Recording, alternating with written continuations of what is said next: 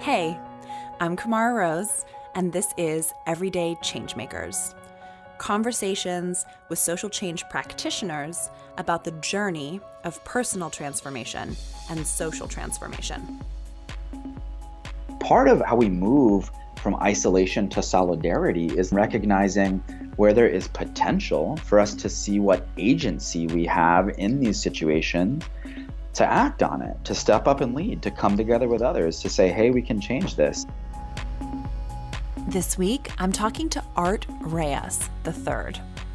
Art is the founding executive director of We the People, an organization working to build multiracial, working-class alliances to contend for power across Michigan.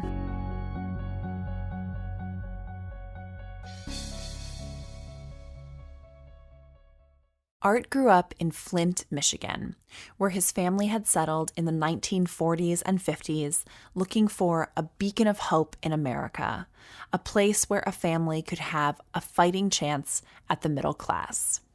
I was born in the 80s. I was born in June, so my mom had just finished her junior year of high school, and my dad had just graduated. Art was born in the midst of significant General Motors layoffs and plant closures.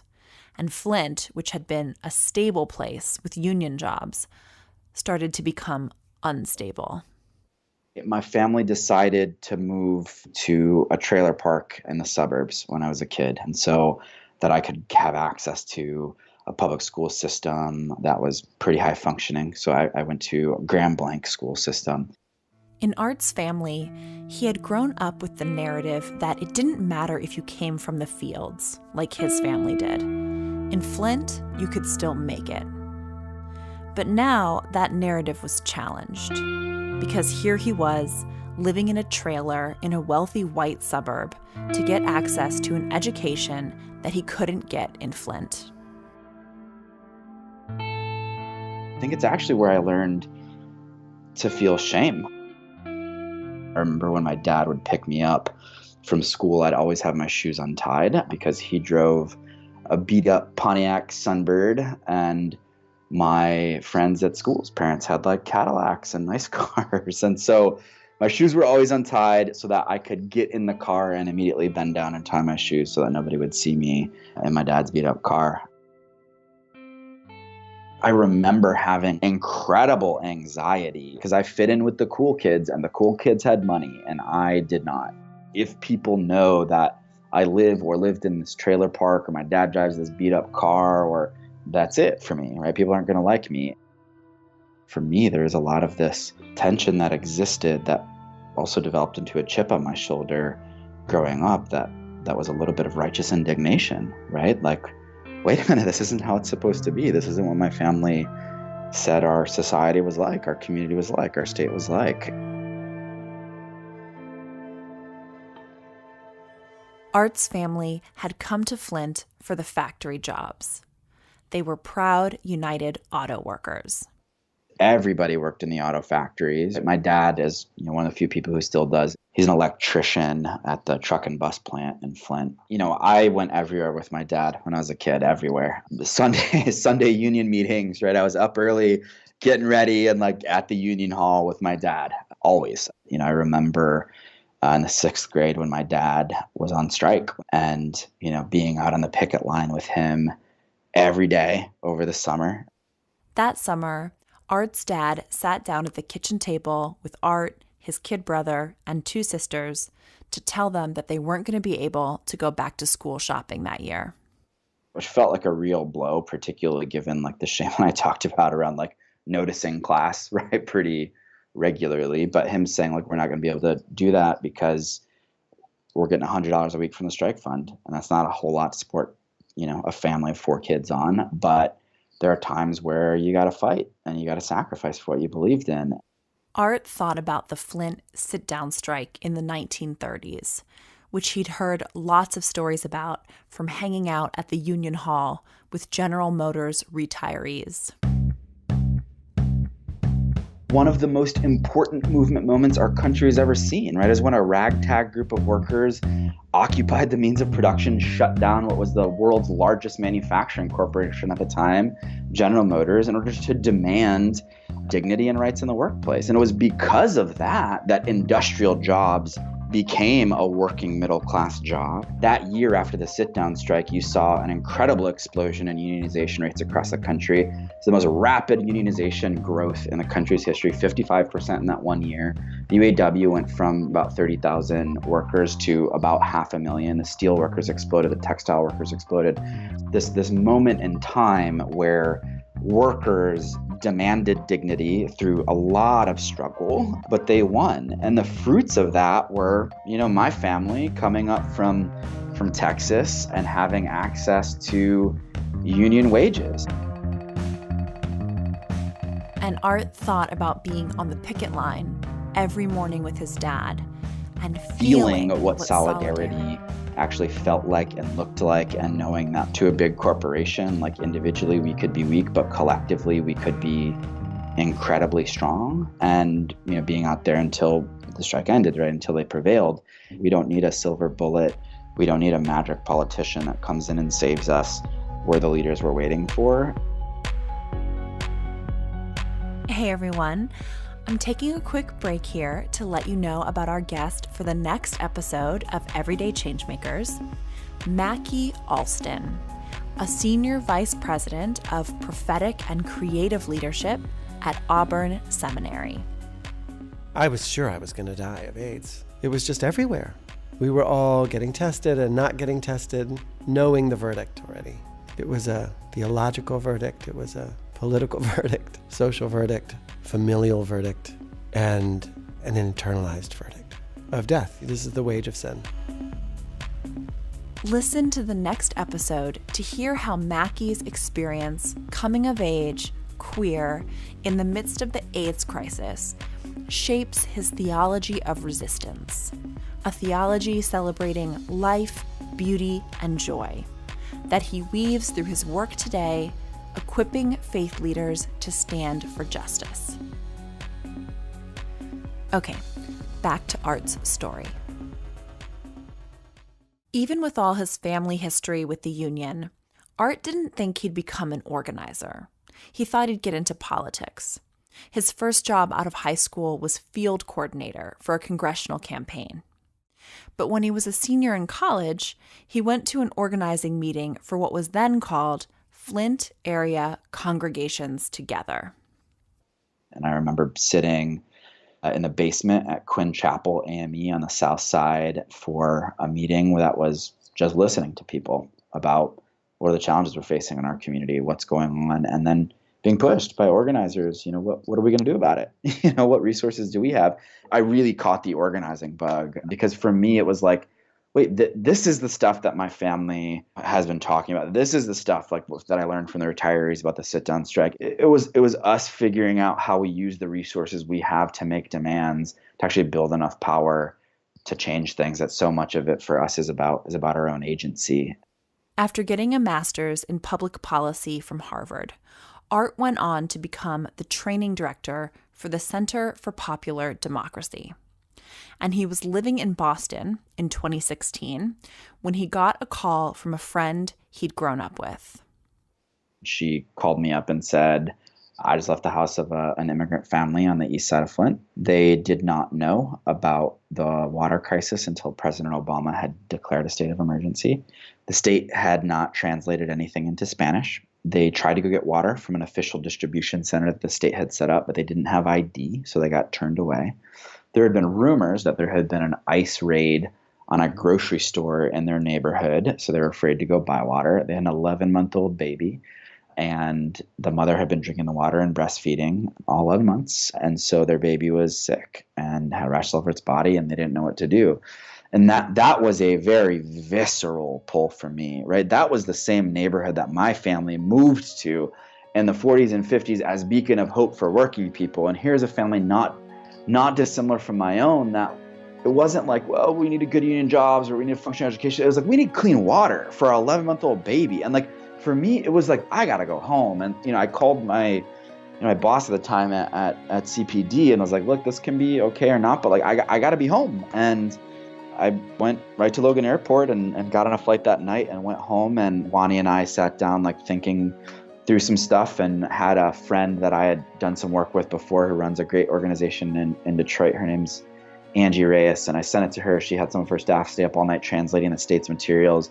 And by Sunday morning, we had 80 people from across the state at St. Mary's Church ready to sweep the east side of the city to like give bilingual information, to let people know that where there were sanctuary spaces where they could get water, and to give people accurate information about what was happening with the crisis. And for me, it was like, this was home. This is like so much of my identity, why I'm an organizer, all of these things. Art was pulled back to his home, back to his roots.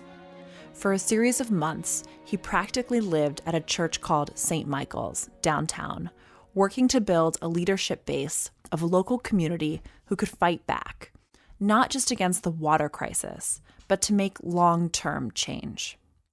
That work ended up growing into an organization called Flint Rising.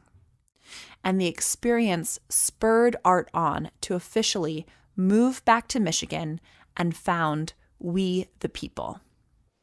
I mean, at the core, right, what we're focused on is the question of, is it possible to build multiracial working class alliances that can build a vision and agenda of what is the type of state that we deserve, and fight to build the power to make claims on what that looks like over time. But that means that it can't start with like a big grant that comes in with like, these are the issues that we're working on, or an issue cut or a poll that says like, well, these are the things people, it's got to start with diving in with people in their communities and getting a sense of like what's going on for people, right? Enabling the leadership of folks who are in their communities, who are who actually are the ones who are on the ground struggling with the challenges that our communities are struggling on, and built from there. And for me, that means we see our people as agents and as leaders, and we help people build teams and structure to actually move and build power on local issues. We can't just see them as bodies and numbers that we move around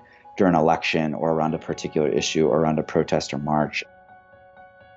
Hey everyone, I'm taking a quick pause here to offer you a resource in case, like Art, you feel called to work directly with your own community to solve the problems you're facing together.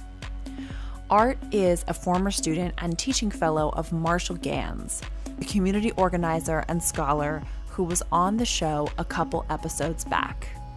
And I recommend you listen to that one if you haven't already. So the resource I have for you is adapted from Marshall Gans's work on leadership, community organizing, and taking action. It's called Coming Home, and you can find it at kamararose.com/resources. The link is, as always, in the show notes. Use the guide to brainstorm about your people, the problems they're facing, and the resources you have to make change. So go to kamararose.com/resources to download the Coming Home guide and let me know what action you take in your community. Okay, back to Art's story. Art's organization, We the People, launched in two very different places. The Upper Peninsula, or the UP, which is rural and predominantly white, and is also the heart of the Native community in Michigan. They started there, and in the city of Detroit, which is almost entirely people of color, and is the United States' single most segregated metropolitan area. So the Keweenaw Peninsula, that's as far northwest as you can go in the state of Michigan. I'm in Detroit right now. For me to drive up there, it'd take me about 12 hours. They have the second highest energy costs in the country. The only place with higher energy costs than them is Hawaii. This is two poor rural counties where you have a bunch of folks, particularly senior citizens on a fixed income, that are deciding, am I going to be able to put food on the table, pay for my meds, or do I got to worry about paying this heat bill, being able to afford to pay that, or having that cut off in the coldest part of the state? That's happening at the same time that in the city of Detroit, tens of thousands of families have been having to make the same type of decision about, am I going to be able to put food on the table? Am I going to be able to take care of some other expenses? Or am I going to have running water next month? Because tens of thousands of families have had their water cut off because they can't afford to pay their water bills. So you have this in a starkly segregated state, one in an urban, densely populated, communities of color, and one in a white rural place that are facing really similar challenges up against really similar forces. That like there is a ton of potential for us to be building a whole lot of solidarity and common vision across so many of our communities that are struggling. And for me, the reason why it was such a hopeful year, despite it being such a challenging one in like the national context, is because like it's possible. We're going to be bringing people together for a statewide convention in July to forge a unified, proactive people's agenda that says, look, a conventional and cynical politics might tell us that there is little that we have in common, but actually we think that there's a whole lot of linked fate that we have. It's fascinating, this contrast between what you're describing as dire straits, right? It's like here we are in the United States and people are struggling over access to water and power, which is not supposed to be happening, supposedly, in a quote unquote developed nation. But you're describing that in the midst of that, what's growing for you is hope. Do you feel like that hope is growing, not just in you, but in the people you're working with? And can you just talk about how that hope grows, how that resilience is, like, first of all, like thoughts on like why it can grow out of despair, but also how you can use it together? Yeah, that's a really good question. Look, I think for me, there's something about, in particular, when we're facing challenge, like our inclination is to experience that challenge in isolation, to feel like there aren't other people going through this similar thing, and for us to feel shame around that, right? Just as a quick example, I remember the first day we were out on the doors in Flint, and there was a mom, a young mother who had a 2-year-old and a 4-year-old, and we're talking about everything. She broke down crying, and for her, she was like, I make my kids drink water. Like, they told us it was safe, and I make my kids drink water because like I want them to be healthy. I don't want them to drink pop. And like, I did this. I made them drink water, and they're going to be sick. Even though like it was a national story, the state had poisoned this entire community, the experience of that was to experience that in isolation. And we see that so often with challenges that we're facing. Part of, I think, how we move from isolation to solidarity is understanding what these experiences are for us, and then recognizing where there is potential for us to see what agency we have in these situations, to act on it, to step up and lead, to come together with others, to say, hey, we can change this. Yeah. Well, in closing then, getting a taste of that hope that you've talked about, do you want to sketch out or invoke even the vision that you're holding? And I know it's just not your vision alone, but the vision you've been working with the people of Michigan, we the people. Yeah. What is that vision that is emerging, or what is the vision that you want to evoke? What is it that you want to build? I mean, Michigan is a place that has a whole lot of fighters, right? Like, this is a really proud place that for me is incredibly symbolically important for what we look like as a society, right? What we look like as a country. And I guess we've seen folks consolidate political and economic power on the premise of pitting a number of our communities against one another, right? And talking to poor and struggling communities should be looking at each other with suspicion to explain where the roots of their challenges and problems go. And I actually think that like our people are so much smarter than that. And I think that with some real work, there's the potential for us to transform what power looks like in a place like Michigan. Now, that's a long haul prospect, right? That requires that we're really thoughtful about how we're building the relationships and engaging people over time. But for me, what that looks like is that's people like I described who have been poisoned in Flint, or have had their water cut off in the city of Detroit, or who are struggling to keep their heat running in the Keweenaw Peninsula, or folks getting pushed out of their houses in Grand Rapids because investment firms bought up all the foreclosed house and jacked up rent, or pushing Black and brown folks out of their community. That's us standing together and saying, enough, we're going to reject that. But we're also going to build a proactive vision of what's the type of state that we actually deserve. And we're going to come at this in ways that are building enough power that folks that are standing in our way better know that we're coming, because there's so much better that our communities deserve than what we're getting right now. And I think we have the ability to build real multiracial alliances that can build that proactive vision of what's the type of state that we deserve, and build the power to actually make claims on that, right? To transform what it looks like in a place like Michigan. So we got a road ahead of us, but there's some really, really incredible people and communities here that are stepping up and fighting every day. Well, thank you. Thank you for everything you shared. Thanks for sharing your own story and your passion and all the ways that you're bringing that to life and to work with We the People. Yeah, I really, really appreciate it, and appreciate the work that you're doing and diving into those stories. Thanks for listening to Everyday Changemakers. If you liked this episode, please take a moment to rate and review it in iTunes, and I will be so grateful. Also, forward this episode to friends or colleagues who you think would enjoy it. They'll be happy that you did. As a reminder, you can find the Coming Home Guide at kamararose.com/resources. Finally, Everyday Changemakers is a production of yours truly in collaboration with markmedia.org.